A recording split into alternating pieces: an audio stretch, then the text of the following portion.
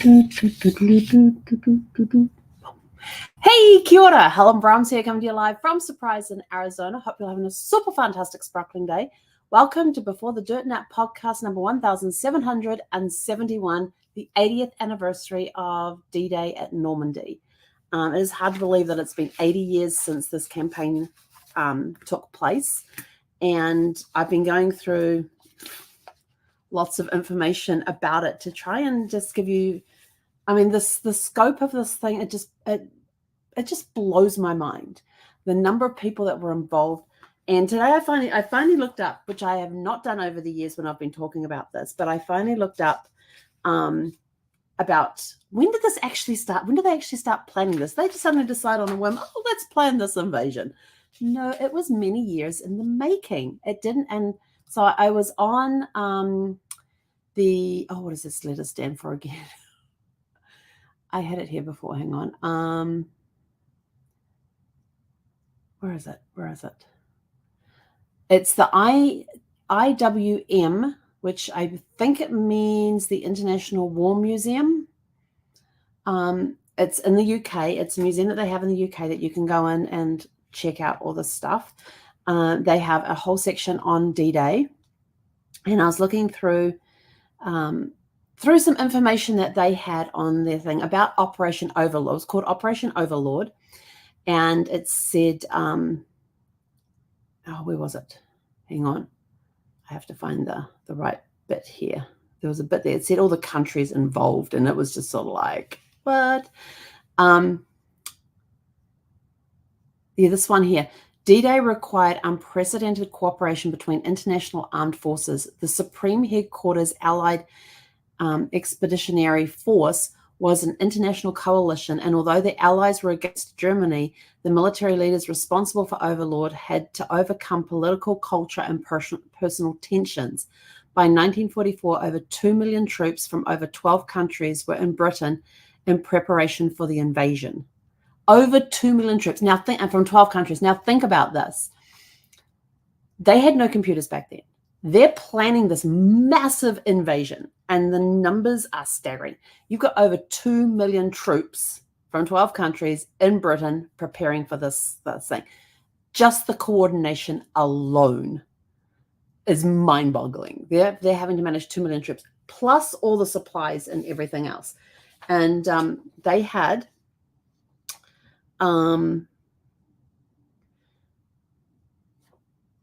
they had 6,000 ships and landing craft, 50,000 vehicles, 11,000 planes. And they had to coordinate all of this stuff. It's mind-boggling. And it said so they were in Britain prior to the thing. On D-Day, Allied forces consisted primarily of American, British, and Canadian troops, but also included Australian, Belgium, Czech, Dutch, French, Greek, New Zealand, Norwegian, Rhodesian, and Polish naval, air, or ground support. There's a lot of people in that. A lot of people. The invasion was conducted in two main phases, an airborne assault and amphibious landings. Shortly after midnight on the 6th of June, over 1,800 Allied paratroopers were dropped into the invasion area to provide tactical support for infantry divisions on the beach.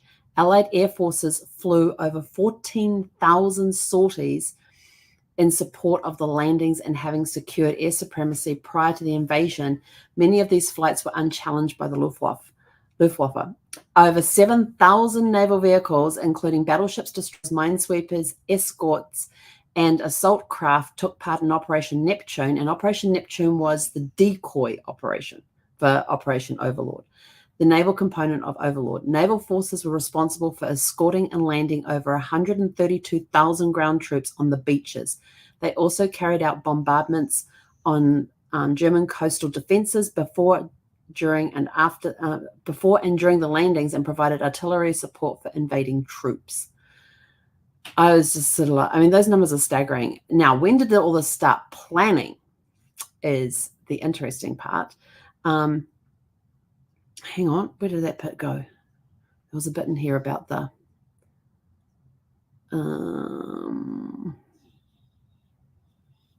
hang on, I got to find it again.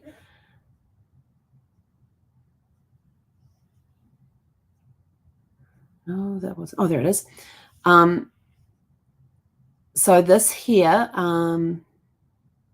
they say Overlord opened the long-awaited second front against Germany. The defeat of Germany was acknowledged as the Western Allies' principal war aim as early as December of 1941. So this is a whole 2.5 years before this took place. Opening a second front would relieve pressure on the Soviet Union in the east, and the liberation of France would weaken Germany's overall position in Western Europe. The invasion, if successful, would drain Germany resources and block access to key military sites. Securing a bridgehead in Normandy would allow the Allies to establish a viable presence in Northern Europe for the first time since the Allied evacuation from Dunkirk in 1940. So it goes back even further. It says Lieutenant General Frederick Morgan and his team of British, American, and Canadian officers submitted plans for the invasion in July 1943. So this is a whole 11 months before it took place. Although limited planning for an invasion of Europe began as soon after the evacuation of Dunkirk in 1940, detailed preparations for Operation Overlord did not begin until after the Tehran Conference in 1943. Now, the Tehran Conference in 1943 was held in November 1943, and it was the first session of the Tehran Conference was between U.S. President Franklin D. Roosevelt, Soviet leader Joseph Stalin, and British Prime Minister Winston Churchill. It opened on the 28th of November 1943. The Allied Big Three had good reason to be optimistic about the progress of the war against the Axis powers led by Germany, Italy, and Japan. And then there's this whole thing that goes on about this. It goes about personality clashes and everything else that was going on. And there they were talking about the different, like, what do we do with the Japanese? What do we do with the Italians and the Germans? And they talked about all of this. They did have personal conflicts during all of that. And then after that, that said, a command team led by American General Dwight D. Eisenhower was formed in December of 1943 to plan the naval, air, and land operations. Deception campaigns were developed to draw German attention and strength away from Normandy. To build up resources for the invasion, British factories increased production, and in the first half of 1944, approximately 9 million tons of supplies and equipment crossed the Atlantic from North America to Britain. A substantial Canadian force had been building up in Britain since December of 1939, and over 1.4 million American servicemen arrived during 1943 and 1944 to take part in the landings. I mean, does this just blow your mind? I don't know about you guys, but my mind just gets blown by all of these numbers that they had, and how they had this detailed plan that took them years. But then when they started really digging in and getting the plans done, they started in December of 1943. They did the landing on the 6th of June, 1944. It just blows my mind. I have been looking at stuff on the History Channel. I've been looking at stuff on the IWM. Did I say the History Channel? On the History website. Sorry. I've been looking at stuff on Imperial War Museums. Sorry, Imperial War Museums is what IWM stands for. And they're just this huge resource there in England. They've got different museums all over the place that you can go visit and everything else. So it's the Imperial War Museums, which is where I'm also getting stuff from, as well as the History website, and another few credible things. So we've already talked about the cooperation that was needed. The invasion was conducted in two main phases. We've talked about that. We've already talked about that one. It just literally blows my mind about the details that they had to go in, the planning for this, the coordination. I mean, you've got 12 different countries involved in this, 12 different allied countries that are all meeting in England and being hidden, along with all of these supplies of munitions and equipment. You've got the tanks, you've got the trucks, you've got the naval component with all of the ships and everything else. And so it was, it just amazes me that in that short amount of, for that one day, the staggering number of things that were involved. Now on, which website was? Oh, it was on the history one. The history one talks about, I'm going to see if I can find their names on the stuff I printed out today to read through. There were three guys that three American service, I think they're American servicemen that they took on a tour back to France to see Normandy. One was a paratrooper, one was a medic, and one was on one of the landing craft. He's the one that lowered the ramp. They had to lower the ramp.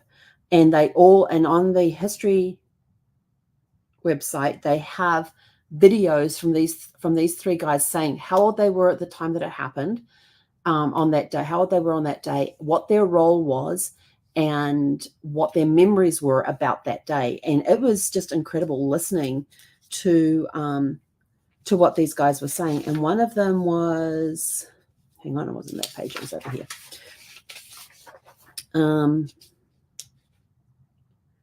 Where did it go? Is it Francis? Started with an F. Frank DeVita. So Frank DeVita is one of the guys they did. And he says he'll never forget how tough it was to be the man in charge of dropping the ramp as his landing craft approached Omaha Beach. This was our shield as long as it was up.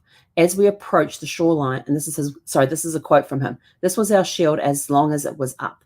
And as we approached the shoreline where the water hits the sand, the machine guns were hitting the front of the boat. It was like a typewriter. And it said that he was barely 19 on the 6th of June, and that's what he remembers about it. And in the video, he said he kind of froze a little bit before dropping because he knew as soon as he dropped that ramp, people will get shot down, because basically the ramp was protecting everybody, but he had to drop it so that people could, so the guys could get out and get ashore. And I'm just trying to see if I can find the other one that was in here, because there was another guy in here. He was ordered to drop, so does carry on. When he was ordered to drop the ramp, he paused. I figured in my mind that, and then quotes, I figured in my mind when I drop that damn ramp, the bullets are hitting the ramp are going to come into the boat, so I froze. But when the coxswain yelled to DeVita to lower the ramp, and he followed the order, I dropped the ramp, he said, and the first 7, 8, 9, 10 guys went down like you were cutting wheat. They were kids. This is from a guy who was 19 at the time. So that was his recollection of that day. I'm just trying to see if I can see the other ones. I'm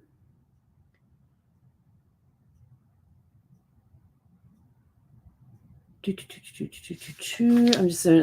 a quick, I should have highlighted them.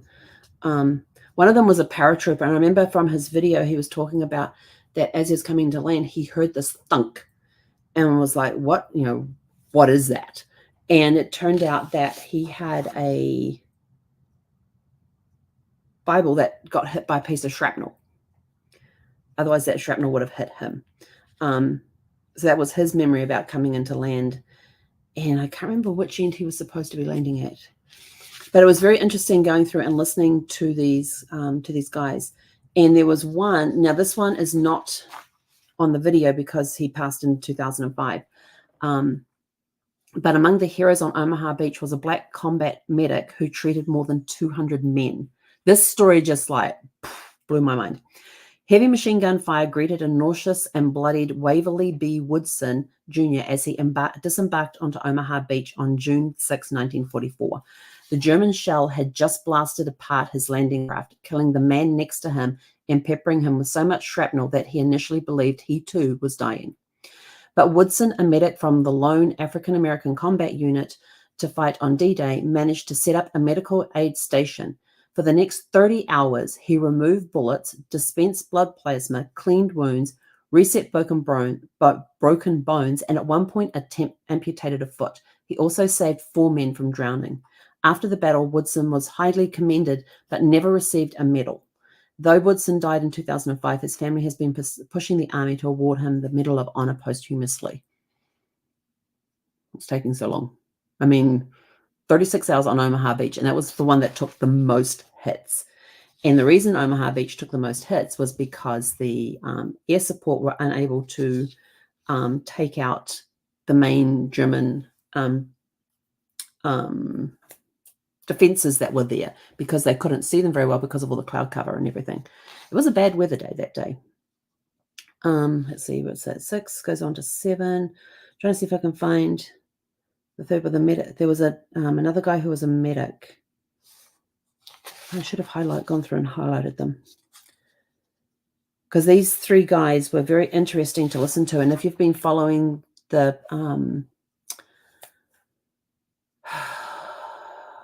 trying to remember what it was called I know I've seen short videos on YouTube, and I've seen the shorts on TikTok as well about the tour that they did with these 3 surviving American servicemen who were there on D-Day. DeVita being one of them, and then there was the other 2 guys. One was 103, one was the age 99, which would have been DeVita, and then there was one that I think they said was 97 or 98. I can't remember the age, but they're all in 90s. The one that was 103. But they actually had their video that you could watch of these guys talking about their memories of that day, and they were very interesting stories to hear. When you go to these websites like History and you look up D-Day there, and you go to the Imperial War Museum, which is iwm.org.uk, when you go to those, they've got lots of different videos, documentation that you can actually look at on the, like original documents you can look at on the screen. Did I get no, that's the fact sheet. There was, I didn't keep it up. But they had, let's see, they had 15,500 American paratroopers that landed to the south of Utah Beach. At Utah, they had 23,300 American soldiers land there at 6:30 a.m. Now, remember, the paratroopers went in just after midnight with the idea that they would get to and try and take out as many of the defenses as they could and be ready to support the troops as they came in and landed. So they landed near Utah Beach, and at Utah Beach they had 23,300 American soldiers. At Omaha Beach there was 34,230 American soldiers that came in at 6:30 a.m. as well. At 7:30 a.m. the British landed on Gold Beach with 25,000 soldiers, and at 7:45 a.m. the Canadians landed at Juneau with 21,400 soldiers. And then at 7:30 a.m. on Sword, there was 28,850 British soldiers that landed there, along with 177 French soldiers. And then there was 8,000 British paratroopers, including a Canadian battalion that landed close to Sword just after midnight. In total, the Allies had 156,000 forces strong, and they had 8,442 losses. The Germans had 50,000 forces there, and they lost a total of 5,000. I think it's said estimated between 4,000 and 9,000 that the Germans lost. The US, out of those numbers don't add up properly. Oh, that was just on the beaches. And then by June 11th, with the beach heads firmly secured, more than 326 Allied troops had crossed with more than 100,000 tons of military equipment. Paris was liberated on August the 25th, and Germany surrendered on May the 8th, 1945. So that was the outcome of that. But there was like I said, it just blows my mind the number of people that were involved in Operation Overlord, and just what they went through. And it's just mind-boggling, the planning, keeping it secret, making sure none of the details landed in enemy hands, and making sure that they were dripping out the fake invasion information. And there was just a lot of moving parts. That's all I get, is there was a lot of moving parts. And it was very well coordinated. Was there problems? Yes. And they said that Omaha Beach, the toughest fighting was Omaha Beach. Bombing runs had failed to take out heavily fortified Nazi artillery positions. The first waves of American fighters were cut down in droves by German machine gun fire as they scrambled across the mine-riddled beach. But U.S. forces persisted through the day-long slog, pushing forward to a fortified seawall and then up steep bluffs to take out the Nazi artillery post by nightfall. All told, around 2,400 American troops were killed, wounded, or unaccounted for after the fighting on Omaha Beach. And they had, how many did I say? Hang on. They had 34,230 soldiers landing on the beach that day. So, but the Canadian troops, they said Juno captured the most territory.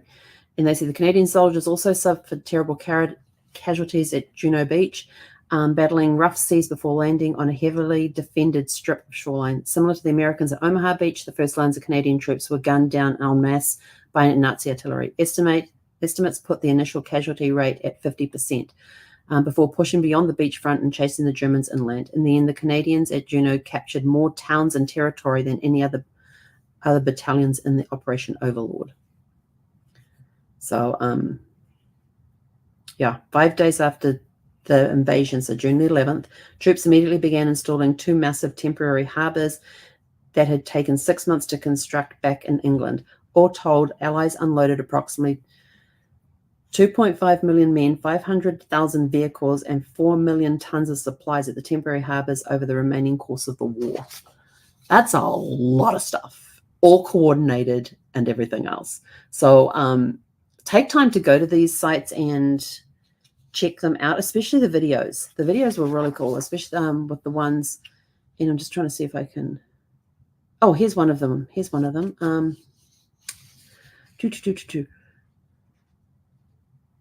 Oh, no, that was from 1978. Hang on.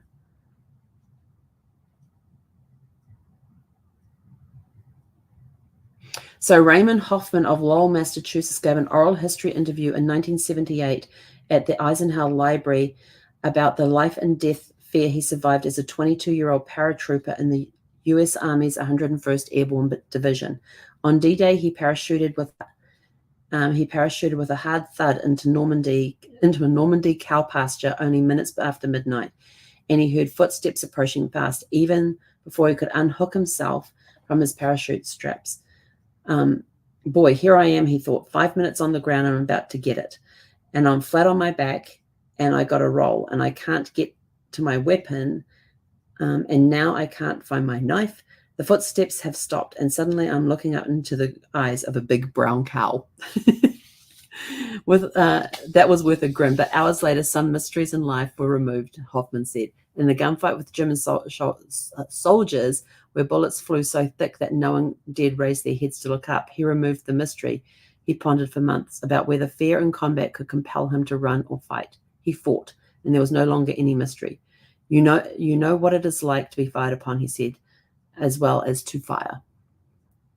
So that was another video that was on that site. This one is actually from the Dwight Eisenhower Museum website. Has some really good stuff there on D-Day and a lot of documents, because since Dwight Eisenhower was the one that oversaw everything.